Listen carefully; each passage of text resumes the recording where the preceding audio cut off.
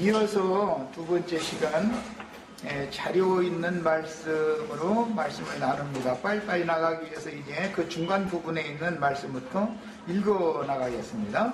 하나님의 성령으로 잉태되어 사람으로 오신 예수님의 구속과 그 영이 되신 과정에 대하여, 이 문제는 출애굽기 30장 22절로 33절에 나오는 관유를 제조하는 율법 말씀으로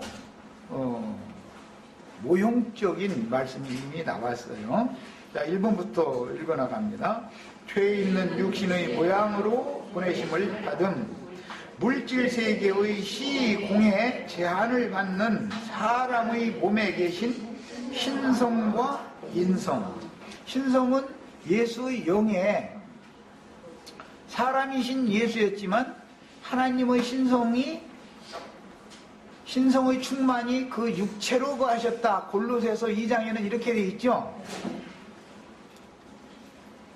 예수라는 죄 있는 육신의 모양으로 보냄을 받은 사람 속에는 하나님의 신성이 거하고 있었어요. 그러니까 나와 아버지는 하나다라고 예수님 그래서 그 말씀을 하신 거였어요. 그 신성이라는 것은 제일 먼저는 거룩성, 모든 속된 것, 물질계 이런 것을 다 뛰어넘고 초월하는 분별되어진 성품, 성질, 본질, 것을 말하는 거예요. 그러니까 당연히 신성을 강조할 때는 공의, 공평을 강조해요. 그 다음에 인성은 예수님의 마음에는, 사람의 마음도 예수님은 갖고 있었다. 사람으로 왔으니까. 그러니까 눈물도 흘리고 뭘 보면 불쌍히 여기기도 하고, 뭐 어떤 상황에 보면 아파하시기도 하고, 또는 심지어 어떤 때 보면은 죽음을 앞두고서 두려워서 하시는 그런 약한 모습도 보이시고 다 그렇게 하시잖아요. 그래서 그분은 신일 뿐 아니라 사람이었었다. 그러니까 우리 속에 넣어 지어주신 영과 혼을 온전히 구원할 수 있는 것이죠. 인성을 거치지 않았다면, 즉 많은 고난으로 말미암아 순종을 배워서 온전함을 이루신 혼이 아니라면 우리 같은 사람을 하나님의 완전하신 것 같이 완전한 데까지 구원하실 수가 없죠. 그래서 구약 성경의 하나님과 신약 성경의 하나님이 이 차이가 있는 것을 알아야 되는 것이다. 자, 그 다음에 3번, 구속을 위해 대속물로 보내진 무죄한 육체로는 죽임을 당하셨으나 영으로는 살리심을 받아. 죽임당하신 건 육체가 죽임당한 것이지 영이 죽은 건 아니죠. 영은 죽을 수 없죠. 예수 영 안에는 신성이 충만히 거하는데 신이 죽는 일은 없죠. 예수가 죽었다 해가지고 신이 죽는 일은 없어요. 근데 이런 문제가 참 굉장히 어려운 문제예요, 사실은. 예수님이 하나님인데 하나님이 죽었으니까 참 예수님이 죽을 때 하나님이 죽었지 않냐, 이제 이러는 기독교계 이제 유명하다는 사람들이 그런 소리도 하죠. 하나님이 죽음이 있어요, 없어요? 없어요. 사람으로 오신 예수가 죽었지. 하나님이 죽으면 죽는 하나님 믿으면 그럼 불교죠, 불교. 종교라는 건 다 죽는 하나님 믿잖아요. 죽는 거 그냥 비워라 말이야. 그거 다 그냥 그런 식으로 자꾸 가르치죠. 육체가 죽었지만 영은 죽음이 없고, 죽음이 없는 하나님은 예수를 살렸다라는 말은 그분의 혼까지도, 영은 이미 살아있던 분이었었고 뭐 그건 죽고 말고 없고, 이제 그분의 혼, 사람의 성분도 살려주셨다. 그래서 이제 이것은 이사야서 57장의 말씀이 응한 건데, 이사야 57장에 보면 나의 지은 영과 혼을 소성시켜려 합니다. 그랬는데 그 소성이라는 말이 영생, 생명, 하야라는 그 용어는 영생이라는 말이에요. 영원한 생명으로 영만 영원한 생명이 아니고 혼까지도 영원한 생명이 되도록 소성시키시는 말씀이 응한 거예요. 예수를 통해서, 예수님의 부활을 통해서. 4번 다른 모양으로 육신의 모양으로 오셨던 주님이 부활하시던 날 제자들에게 나타나실 때는 다른 모양으로 나타나셨다 이렇게 돼 있죠. 마가복음 16장 12절에 나오는 말이에요. 옛 창조 세계인 물질계의 시공에 제한을 받지 않는 신령한 몸을 입고 모양이라고 하는 것은 창세기 1장 26절로 28절 사이에 보면 하나님이 말씀하실 때 우리의 형상과 우리의 모양대로 사람을 만들고 그들로 하여금 모든 생물을 다스리게 하자 이렇게 하시고 나서 하나님이 자기 형상대로 사람을 창조했다 이렇게 나왔죠. 형상은 창조했다 그리고 모양은 만들었다 그렇게 표현을 해요. 형상이라는 말은 속부분을 말하는 거예요. 모양이라고 하는 것은 겉부분을 말하는 거예요. 그런데 하나님은 모양이 빛으로만 충만하죠. 이런 육신을 입은 이런 모양이 없었잖아요. 구약성경에 하나님은. 그러나 하나님이 사람과 관련을 맺는 참 하나님으로 올라는 사람이신 예수님의 몸을 입고 죄 있는 육신의 모양으로 오셨죠. 그렇다 해서 그 몸에 죄가 있으면 그냥 혈과 육이다 그랬을 텐데 죄 있는 육신의 모양으로 오셨다. 그러나 그분에게는 죄가 없었고 죄를 알지도 못하는 분이었다. 이렇게 표현을 한 거예요. 그 육신의 모양 속에는 신성이 충만히 거하고 계셨죠. 뿐만 아니라 예수님의 혼, 마음도 있었다 이거예요. 그런데 그 혼의 부분은 많은 고난으로 말미암아 온전케 되는 과정을 거쳐야만 완전한 분이 되는 거죠. 그래서 이제 영도 혼도 완전케 되신 다음에 그 영이 우리들에게 지금 부어진 거예요. 그러니까 우리는 하나님의 의에 이를 수도 있지만 하나님의 사랑과 자비와 긍휼과 불쌍히 여기심과 이런 예수님의 그런 혼에도 우리가 똑같이 되는 것이죠. 그것을 구원이라고 그래요. 근데 이해도 이게 굉장히 어려운데 예수님의 혼과 아담에게 속한 사람들의 혼, 그 정신은 다르죠.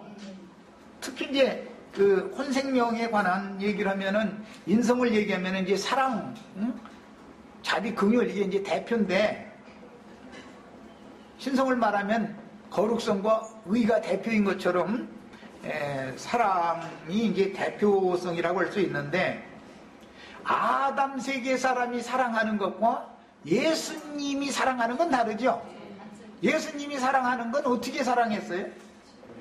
제자들 보고 내가 너희를 사랑한 것과 같이 너희가 서로 사랑해라. 예수님이 제자들을 사랑한 거는 당신 자신의 생명까지 바쳐서 그들을 구원시켜서 하나님의 영광에 이르게 하려고 복음을 위해서 당신의 목숨을 바치는 사랑을 말하는 거예요. 이거 아가페 사랑이라고 그래요. 그 사랑을 말하는 것이지 예수님이 뭐 인심준 아저씨가 되어져가지고 그 제자들한테 그냥 뭐 돈이 아쉽다고 그러면 내가 하나님이니까 돈 떨어지게 해줄게. 너 기도해. 그래가지고 돈 똑 떨어지게 해주고 뭐 그런 사랑을 베푸는 게 아니죠. 이거 착각하시면 안 돼요. 이 문제가 해결이 안 됐다는 뜻은 광야 사람이라는 거예요? 가나안 땅 사람이라는 거예요? 이걸로 구분하는 거예요. 이걸로. 성경이 말하는 사랑이라고 하는 것은 인성, 예수님이 완전케 된 인성이라고 하는 것은 인간적인 사랑을 말하는 게 아니에요. 예. 영혼들을 불쌍히 여기고 그 영혼을 구원하기 위해서 당신 내 자신을 주는 거예요. 대속물로 주는 거예요. 그걸 사랑이라고 말을 하는 거예요. 이것을 구분을 못하기 때문에 고린도전서 13장 해가면서 이렇게 말하면 나는 아주 숨 넘어가요. 그런데 내가 20년을 가르쳐 왔는데도 여전히 그 말을 계속 나오는 거예요. 그냥 나는 이거는 정말 사람의 힘으로는 되는 게 아니구나 이게. 계시가 와야 되는구나. 또 그런 사랑 얘기를 많이 하는 사람치고 사랑을 나한테 베풀어 달라고 하는 소리지 자기가 남 사랑하는 건 난 보지를 못했어. 자기가 원하는 사랑을 남한테 베풀어야지. 예. 인간적인 사랑이라는 건 한계가 있어요. 그러니까 이것은 구분을 잘 하셔야 돼. 주님께서 사랑의 계명을 주실 때 내가 너희를 사랑한 것과 같이 사랑하라 그랬지. 우리 옆집 아주머니가 참 사랑이 많은 분인데 그 사람처럼 사랑해라 이렇게는 하지 않아요. 인간의 사랑으로 사랑을 하는 말은 성경에는 없어요. 그런데 사람이 제일 많이 속는 게 사랑이라는 용어 때문에 속죠. 연속곡 어제 이제 가요하는데 잠깐 이게 들어보니까는 다 그냥 자기는 사랑했는데 상처받았다고 그냥 그래가면서 막 그립다 그래가면서 오래 쌓고 연속곡에서 눈물 흘려 쌌는데 그건 가짜 사랑이니까 그렇죠. 이런 것을 정확하게 구분할 줄 알아야 돼요. 신성이 뭐고 인성이 뭔가. 온전케 된 인성이라는 건 무언가 말이야. 천연적인 사람의 인성, 천연적인 사람의 정신은 뭐고, 많은 고난으로 말미암아 순종을 배워서 온전케 되신 그 예수님의 혼, 그분의 인성이라는 것은 무언가를 알아야 된다 이 말이야. 이 부분 가르치려면, 이 혼인격 이 부분 가르치려면 아무리 가르쳐도 못 알아듣기 때문에 이건 정말 참 어려운 부분이에요. 어쨌든 우리는 이제 신성만 가지고는 구원을 못 받는다. 온전케 되어진 인성까지 연합되어진 그 영을 통해서 우리가 구원을 받을 때나 하나님의 온전하심과 같이 너희도 온전케 되어라 그러는데, 신의 완전함이라는 건 영만이 아니고 혼까지도 완전케 되는 것을 말하는 거다 이 말이에요. 이렇게 다 되시기를 바라요. 이 문제는 오늘 이거 길 예배 시간 설교해야 다 소용없으니까 이제 넘어가겠습니다.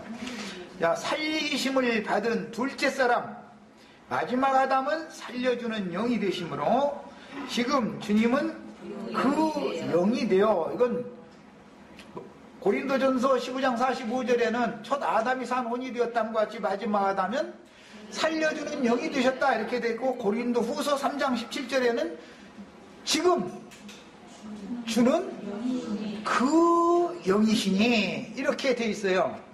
우리 번역에는 지금이라는 영문으로 now라고 하는 이 단어를 빼놔버렸는데 원문에는 정확하게 그게 있어요. 이제 육신이 되셨던 분이 이제는 영이 되셨다, 이제 이 얘기를 하려고. 그래서 그 단어가 그렇게 중요한 거예요. 성경에 나오는 한 단어가.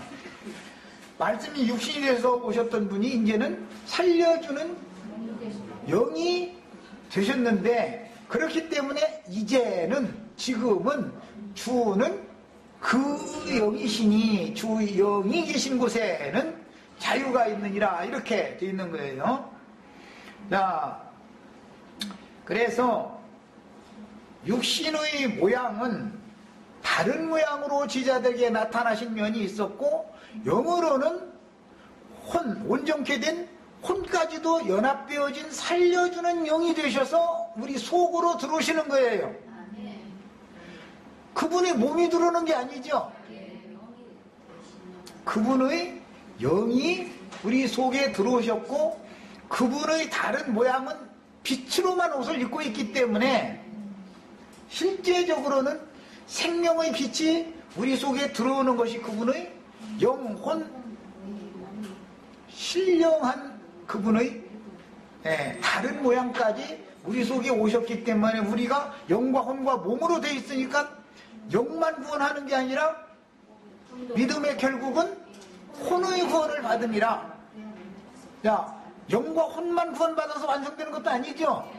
너의 죽을 몸도 살리시리라, 몸까지 다 완전하게 구원하는 거예요. 이것을 아셔야 돼. 그런데 몸은 밖에 있는 거기 때문에, 밖에 있는, 실상 영과 혼과 몸의 온전케 되신 분이 살려주는 영으로 오셨을 때 우리 속에 들어오셨는데, 말씀을 깨달을 때 빛이 오는 것이죠. 이것은 영의 면을 강조한 것이고, 그분의 신령한 새 몸이라고 하는 것은, 교회는 그리스도의 몸이다 그러죠. 이제 이것은 교회는 밖에 있는 모양이잖아요. 모양, 밖에 나타나는 모양. 이 생에서 우리가 신앙생활하는 것은 아직 교회라고 하는 주의 장막 집에 있는 지체들이 되는 것이죠. 자녀들이 되는 것이죠. 하나님 아버지와 어머니인 교회 중에 있는 하나님 아버지의 자녀들이죠. 지금 우리는 이 의미를 잘 아셔야 돼요. 이 구분이 좀 필요해요. 그러니까 이제 장막은 덮개가 되는 것이고 거처가 되는 것이고 영은 우리의 생명이 되는 면이기 때문에 요한복음 20장에 보면 부활하시던 날 저녁에 제자들에게 오셔서 숨을 내쉬며 가라사대 성령을 받으라 그러셨는데 그 숨은 사람의 속으로 들어오는 것이죠. 영이 들어오는 거예요. 성령은, 그 성령은 영생하시는 새로운 새 생명은 우리 속에 들어오는 것이고, 속에 들어와서 영이 거듭나면 그 다음에 영이 거듭난 상태로 그냥 놔두는 게 아니고 계속해서 성령의 증거를 통해서 말씀을 계속 가르침을 받으면은 잘하지요. 이제 그것이 혼의 구원을 이루는 것이고, 잘하는 만큼씩 오는 세상에서 영생하기 위한 나의 위로부터 오는 처소로 자꾸 빛으로 옷을 입혀져 가는 거예요. 근데 영만 구원하는 것이 목적이 아니에요. 거듭나는 건 참 중요해요. 영이 거듭나는 건. 그렇지만 혼의 구원을 이루는 과정이 중요하고, 영은 거듭나고 혼의 구원을 이루는 과정에서 속에서 말씀을 계속 듣고 성경의 진리를, 우주의 진리, 하나님과 나와의 관계, 하나님 조물주와 우주 만물의 관계, 이것이 운행되는 이치, 이것은 표상으로 보여주고 한 세대는 오고 한 세대는 가고, 이게 운행인데, 이제 하나님의 운행 질서인데, 이런 것들을 깨달을 때 사람들이 성경을 포괄적으로, 진리의 세계를 포괄적으로 깨달은 만큼 위로부터 오는 초소로 내 속에 덧입고 있는 거죠. 지금 자, 겉사람이 후패되어지는 만큼 속사람은 날로 새로워지려면 겉사람은 날로 죽어야 되겠죠. 겉사람이 날마다 죽는 만큼 속사람이 날마다 소성되는 거죠. 자, 이것은 내가 이제 전에 장세기 집회에 말씀할 때 속살 돋아 오르는 것과 똑같은 거다. 육신적으로 볼 때 어디가 이게 상처가 나면은, 또는 뭐 이게 이제 골마 터지고 나면은 속에서 속살이 이렇게 밀고 올라온다. 그 생명이 밀고 올라와야 죽은 것을 없애버리지 않냐. 그와 같다. 이건 설명하느라고 그런 거예요. 그런 것을 연상하시면 되겠어요. 자, 이제는 6번으로 갑니다. 사도들을 보내서 전도하심으로 구속받은 사람들을 얻어서 교회로 건축하심으로 교회는 한 세 사람인 그리스도 예수의 몸이라는 말은 배필이다, 짝이다 그 말이에요. 짐승 보고는 짝이라고 그러지만 사람 보고는 배필이라고 그러죠. 배필이라는 말은 동등되는 인격이다 이 말이에요. 사람은 사람 보고나 사는 것이죠. 배필이니까. 짐승도 종자가 같아야 이게 사는 거잖아요. 악어가 만약에 사람 보고 산다 그러면은 악어 집에서 암만 길러도 악어 수컷이 악어 사랑하는 어떤 그 여자를 통해서 악어 낳는 일은 없어요. 사람과 악어는 이게 근본적으로 생명이 다르기 때문에 이런 것을 생각하시면 되겠어요. 반드시 동일한 생명과만 배필을 정할 수 있다. 이건 하나님이 정해놓는 거예요. 생명의 주인이니까. 그런 거 보고 배필이라고 그래요. 그런데 이것을 성경에서는 영혼의 짝은 몸이죠. 우리 이 몸 속에 있는 육신의 몸의 짝은 아담 세계에서 지음받은 영혼이잖아요. 신령한 위로부터 거듭나고 온전케 되어져 가는 혼도 영적인 몸이 배필이 되겠죠. 당연히. 이것은 육신의 세계에서는 몸과 머리가 따로 있어야 되기 때문에 남자 따로 여자 따로 있어서 둘이 합하여 한 몸을 이렇게 만들고 나서, 그렇다고 여자는 여자대로 머리가 없어지느냐, 육신적으로 머리 없어지는 건 아니죠. 다만 머리를 수건으로 덮어라 이렇게 말해가지고 네가 머리 노릇을 하지 말아라. 이것은 정신세계에서 남편이 머리가 되고 아내는 몸의 역할을 해라. 근데 남편은 그 대신 몸뚱아리가 없어지느냐, 머리만 있고, 그건 아니죠. 아내가 남편의 몸을 지배하고 주장하는 것이고 남편은 아내의 머리를 지배하고 주장한다. 그런 게 남편 보고는 아내를 사랑해라 그러고 아내들 보고는 남편에게 순종해라 그래요. 그런데 순종을 하는 말이 앞에 나오죠. 아내들이요 남편에게 순종해라 이 말이 먼저 나오죠. 우리 애선이 자매 잘 들어도 우리 은상이 형제하고 다툴 것 없어. 그러니까 순종이 앞에 나온다. 그 다음에 사랑을 하는 말은 뒤에 나와요. 이런 것도 우리 김태순 자매도 지금 잘 들어도 입 벌리지 말고 그렇다고 이건 난 진리를 가르치느라고 그래. 그래서 하나님이 모든 것을 순서대로 질서대로 말씀을 하신다. 어떤 것을 앞에다가 말할 때도 다 하나님의 어떤 뜻이 있는 것이다 이 말이요. 예, 그래서 아내의 허락이 없이 내 몸이라고 해서 내가 가고 싶은 대로 내가 하고 싶은 대로 다 해버리면 안 되죠. 내가 뭐 먹고 싶다 해가지고 아내 몰래 나가서 맛있는 음식점에 다니면서 혼자 사 먹으면 안 되죠. 아내 보고 물어보고 같이 갈 건가? 당신이 나 이거 먹고 싶은데 해줄 건가? 물어보고 아이 나 귀찮으니까 나가서 먹읍시다 하면 그때 가는 거예요. 그때 같이. 네, 아무리 사소한 것이라도 언제든지 하나님 말씀대로 해야 된다 이 말이야. 아내 몰래 남편이 혼자 슬슬 맛있는 거 사 먹으러 다니면은 아내가 그거 모르나? 본인이 다 알고 앉았는데 그건 얼마나 기분 나쁘겠어. 그건 말도 안 되는 소리죠. 그러니까 어디 좋은데 구경하러 갈 때도 반드시 물어봐야죠. 남편 혼자 가면 안 되는 거죠. 왜? 몸은 아내가 지배하라고 돼 있으니 주장하라고 돼 있으니까. 별 얘기다. 그런데 이런 것이 성경 말씀대로 하면 다 인간 행복하게 돼 있어요. 하나님의 말씀을 거슬리기 때문에 스스로 불행을 자초하는 것일 뿐이지. 자, 이제 7번으로 갑니다. 아, 6번 끝이 안 냈네. 예수의 몸이니 성육신 되셨던 독생자의 신령체는 성도들의 거처가 되셨으니 그 영께서 이루신 단체적인 신령체인 자, 독생자로 오셨던 다른 모양으로 끝나는 게 아니죠. 그것은 표적이죠, 표적. 실제적으로는 교회, 다른 모양으로 나타나셨던 예수의 그 모양은 실제적으로는 교회를 통해서 완성하는 거다. 이게 이제 단체적이 되는 거다. 그래서 독생자의 몸이 더 크고 온전한 참장막인 구속하신 영혼들의 거처가 되는 것이죠. 구속하신 영혼들의 몸이 돼야죠. 핏부림 받고 거듭나고 구원을 이루는 모든 성도들의 거처는 교회죠. 이건 굉장히 참 고난이도 얘기했는데 어쨌든 뭐 이걸 다 설명하기는 어렵고, 교회라는 건 그러니까 우리 몇 명 모인 것이 교회가 아니죠. 모든 구속받은 성도들의 거처단 말이에요. 영원한 거처. 그래서 비밀은 뭐냐? 골로새서에 보면 너희 안에 계신 그리스도니 그렇게 돼 있죠. 믿는 이들의 안에 그리스도가 와 계셔야 그 그리스도의 사람들로 주님이 그분의 몸을 세우는 거예요. 이제 이것을 교회라고 그런단 말이야.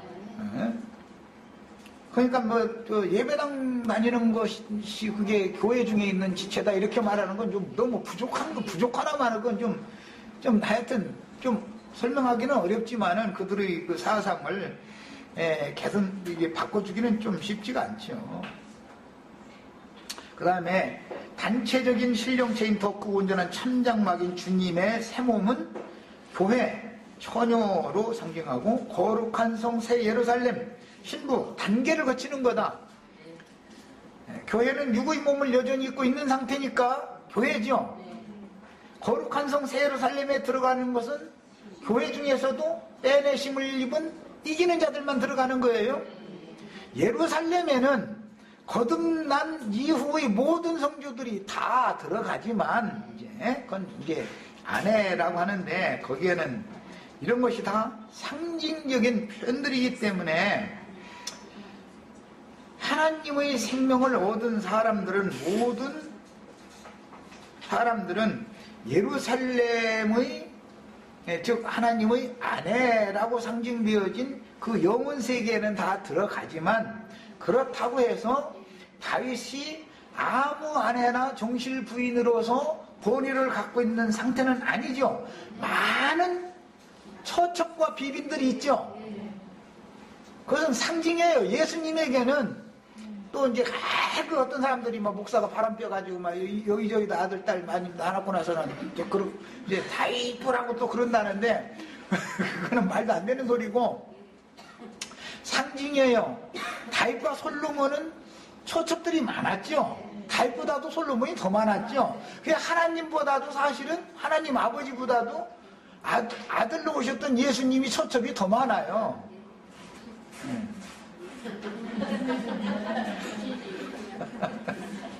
이런 것이 다 상징이다. 그런 게 구약의 제사장, 선지자, 왕족들보다도 신약시대에 복음의 제사장직을 행하는 사람들, 영적인 제사장들, 선지자들, 왕족들이 더 많은 것이죠. 그래야 빨리빨리 전도를 해서 그리스도의 배필 아내를 빨리빨리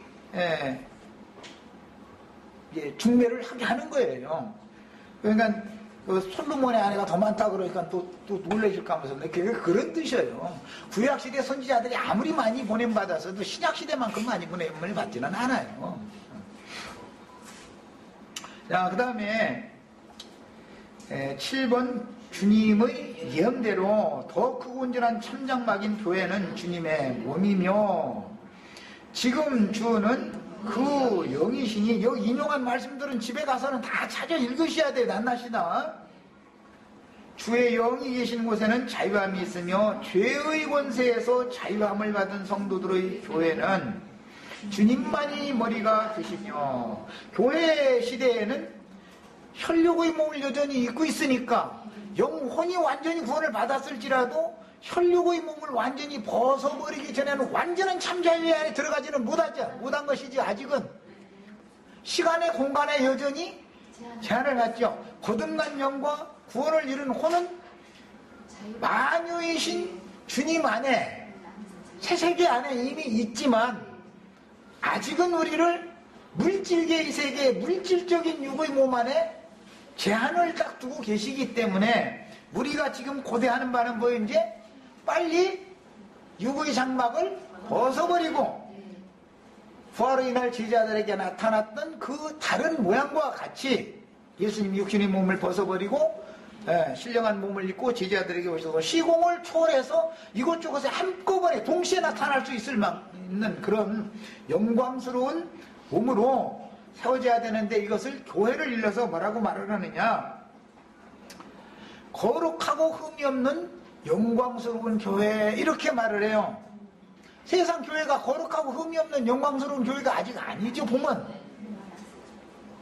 이 말이 굉장히 어려운 말이에요. 지금 내가 그래서 교회라는 걸 내가 지금 계속 말하는 교회라는 것은 이것은 너무너무 고난이도다. 이것은 사람이 말로 설명해서 알아듣지 못할 거다. 그런데 이것은 내가 20년을 넘도록 가르쳐 놨는데도 여전히 교회에 대해서 인식을 못하고 있다는 걸 내가 느껴서 이건 사람의 힘으로는 안 되는구나. 하나님이 계시해 주시는 수밖에 없구나. 내가 그러고 손 탁 털고 이거는 아니구나.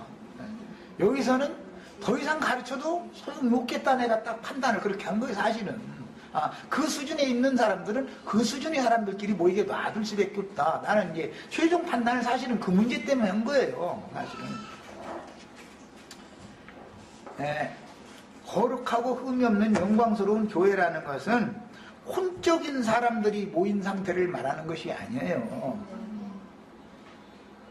교회에 대한 이상이 없다라는 것은 뭘 말하냐, 많은 고난으로 말미암아 순종함을 배워서 온전케 되신 그리스도의 혼이 연합되어져 온 신성의 인성이 연합되어져 있는 그 사람들로 세운 교회만이 거룩하고 흠이 없는, 거룩이라는 건 신성을 말하는 것이고 영광스러운 교회 할 때는 인성이 추가되어야 되는 것이다 이 말이에요. 거기에 그런데 천연적으로 우리가 서로 사랑하자 이제 이런 식으로 나오고 우리 말에 교회가 말해도 뭐 사랑이 없다 이런 소리가 계속 나온다 이 말은 아직 내가 아무리 말을 해도 이걸 아직 이게 이해가 안 되는구나. 이것은 억지로 할 수 있는 문제가 아니구나. 광야 끝까지 왔을지라도 결국은 건너올 사람 시간이 지나면 건너올 사람도 있을 것이고 거기에서 계속 후퇴했다가 다시 돌아갔다가 이것을 반복하다 끝낼 사람도 있을 것이고 이것은 이제는 내 책임은 나는 다 했다. 나는 손 턴다 그러고 난 딱 사실 내 결정 딱 하고 온 거예요 사실은. 근데 이제 이런 내 속에 들은 말까지 하면 좀 그렇긴 그렇지만 우리 지체들은 잘 따라붙으시기를 바래요. 자, 그래서 주님의 몸은 한 머리에 한 몸이죠. 그리스도가 교회의 머리다 그러면은 그리스도만이 머리가 돼야죠. 그런데 음녀는 머리가 몇이에요? 7이에요. 그런데 음녀의 머리는 짐승들이라고 그랬죠. 야, 이거 정말 참. 야, 교회의 머리는 그리스도요. 음녀의 머리는 7 짐승이다. 이래놨으니 짐승과 몸이 짝을 맺었다 하면은 거듭난 사람들이면 이질적인 어떤 생명과 지금 뇌관 삼았다 이 말이겠죠. 당연히 거기에서는 날마다 배 맞고 고통당하니까 그게 생명이 다르니까 나라고 그러는 거예요 사실은. 그런데 내 백성은 이제 거기서 나와라 그래도 어디로 가야 될지를 모르기 때문에 못 나오는 거예요. 교회에 대한 이상이 없기 때문에. 이것은 계시로나 알 수 있는 문제지 사람의 말로 이걸 어떻게 할 수가 없어요. 최종적으로는 성령이 교회들에게 하시는 말씀을 보면 성령과 신부가 말씀하시기를 이렇게 말을 해요. 그래서 땅에 있는 7 교회들 중에서 이기는 자들은 어디로 나오는가? 이기는 자들은 모두 하늘의 장작교회 생활을 하러 나와야 되는 거다 이 말이에요. 이런 모든 문제는 하늘의 장작교회에 이른 자들이나 거룩하고 흠이 없는 영광스러운 교회에 들은 사람들인 것이지, 교회가 거룩하고 영광스럽다는 건 인간적으로 서로 막 이렇게 막 좋아서 막 이렇게 막 친하게 지내고 그렇다면 아직 광야교회 생활을 하는 사람들이지 그게 거룩하고 영광스러운 교회는 아니잖아요. 세속적인 어떤 것을 아직 못 벗어나지 거룩하게 돼 있지 않은 거지요. 아직 신성도 온전히 되지 않았으니까 인성도 그렇게 여전히 옛 것을 추구하는 거예요. 옛사람의 것을. 이것을 완벽하게 분리를 하셔야 돼요. 자, 변형된 몸은 신령한 몸으로 결국 교회를 이루신다는 것이고, 영적으로는 내적 생명으로 임하신 그 영은 죽은 사람들을 살려주는 영으로 영접하는 제자들에게 임하여 임재하심으로. 자, 임하신다라는 거, 그것은 오다라는 뜻인데, 파르시아 이 말은 충만한 임재, 함께 거한다, 임마누엘 할 때 쓰는 그 말, 그런 의미예요. 그런데 하나님은 높이 계시고 사람은 낮고 전한 곳에 있으니까 주님이 오셔야지요. 그런데 말씀이 육신이 되어서 먼저 오셨고 구속을 이룬 후에 영광에 올라가셨다가 그 영광을, 아버지의 영광을 가지고 다시 제자들에게 오실 때 그것을 강림하신다, 그렇게 말해요. 자, 강림하셔서 영을 거듭나게 하셨죠. 먼저는. 그 다음에 말씀을 계속 가르쳐서 혼을 온전케 만들어가는 과정 가운데서 속에 신령한 몸을 덧입히는 거예요. 계속. 그것은 지금 계속 임하고 있는 중이다 이 말이죠. 주님이 한 번 오신 것으로 거듭난 것으로 끝내면 아무 소용없는 거예요. 오셨고 계속 오시는 거예요. 최종적으로 마무리해서 오실 때는 각 사람의 세상 끝이 다 다르죠. 생명의 주님께서 너는 언제까지 몇 살까지 어디에서 살다가 나에게 다시 와라, 이렇게 해서 생명을 주고 보냈으니까 세상 끝은 각자가 다 달라요. 그러나 하나님의 전체적인 세상 끝이 있겠죠. 당연히 각자의 세상 것이라는 것은 구원 얻은 수를 채우느라고 그러시는 것이고, 그 수가 채워지면 하나님이 세상을 완벽하게 종결해버리는 것이 당연히 오겠죠.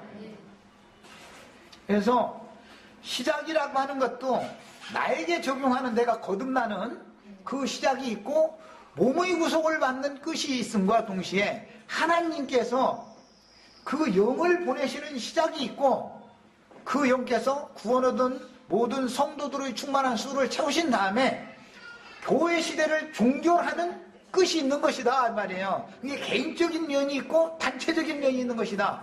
독생자로 오셨던 예수님이 다른 모양으로 제자들에게 오셨지만 그 몸으로서 끝나는 게 아니고, 주님의 교회가 주님의 더 크고 온전한 참장막이 실현되어져야 되는 것처럼 언제든지 개인적인 면이 있고 단체적인 면이 있는 것이다.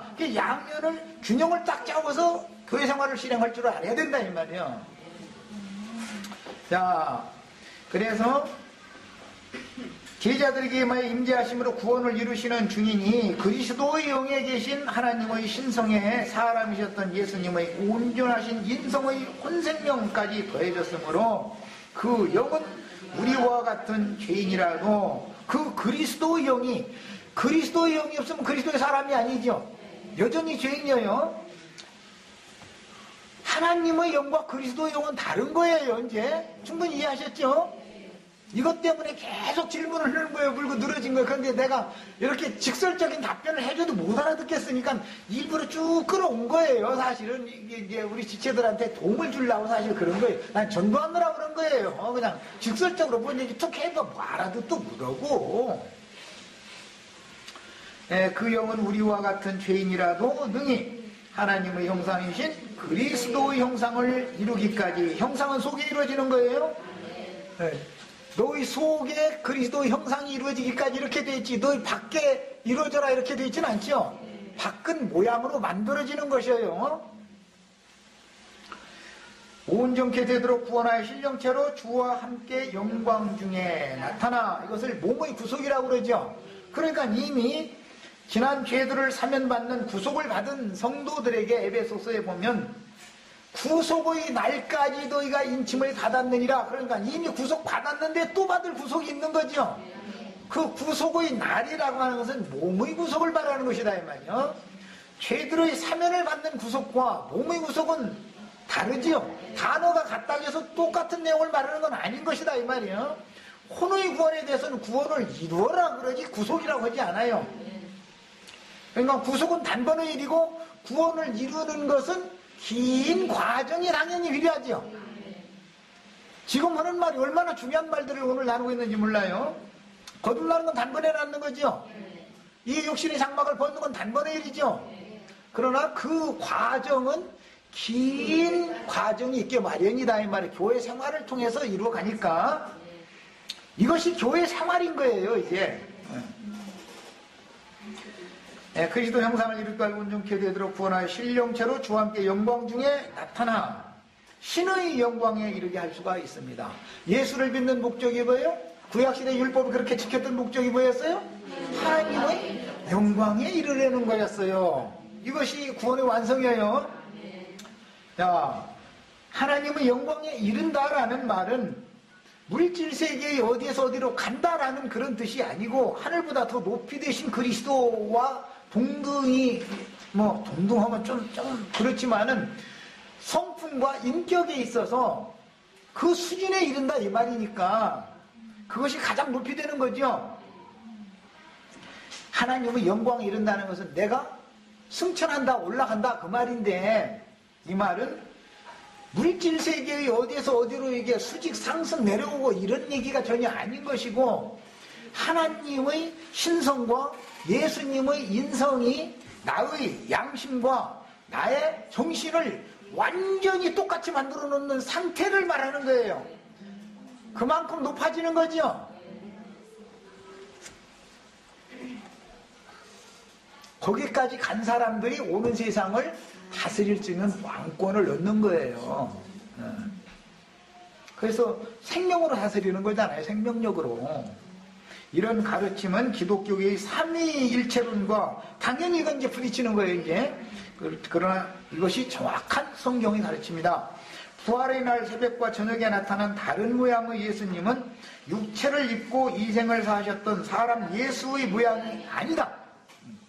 그러니까 다른 모양이고, 그렇게 사랑했던 막달라 마리아도 부활의 날 예수님을 몰라봤잖아요. 동산직인 줄 알았다는 거잖아요. 제자들도 몰라봤죠. 엠마오로 가는 제자들도. 그러다가 예수님이 고난을 받고 사흘 만에 다시 살아나실 것을 예언한 시편과 모든 성경에 기록된, 자기에 관하여 기록된 모든 말씀들을 풀어서, 자세히 풀어서 설명을 해서 가르쳐 주니까 그때서 제자들이 눈이 다 열려서 그 말씀을 가르치러 오신 분이 이분이 다른 모양으로 오신 예수님이구나 라는 걸 알아봤다는 거예요. 이제 뭔 말인지 충분히 아시겠죠 이제? 그래서 신성뿐 아니라 인성까지도 포함한 살려주는 영이 되어 제자들 속에 부어졌고, 그 영으로 영이 거듭난 사람들은 그리스도의 사람이라는 말은 목숨, 사람, 이것은 혼이라고, 소울이라고 영문으로는 이렇게 번역이 돼요. 이제 이것은 잘 구분을 잘 하셔야 돼요. 사람이라고 말할 때는 언제나 혼을 강조하는 거예요. 목숨이라고도 번역을 해요. 그 영혼들을 건축하여 교회로 세우고 구원을 이룬 후에 추수하여 데려가시는 일을 매 세대마다 하셨고, 지금도 우리 세대 중에서 동일한 하나님의 일을 하시는 중이고, 앞으로도 그 일을 하실 거예요. 그러니까 주님은 이미 오셨고 오시는 중이고 오실 것을 믿는 거죠. 우리는 오신 주님도 믿고 오시는 주님도 믿고 오실 것이라고도 믿는 거예요. 내가 자꾸 이 말을 하면은 계속 질문이 오는 거예요.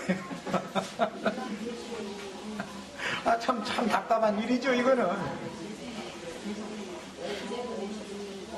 왜 그래요?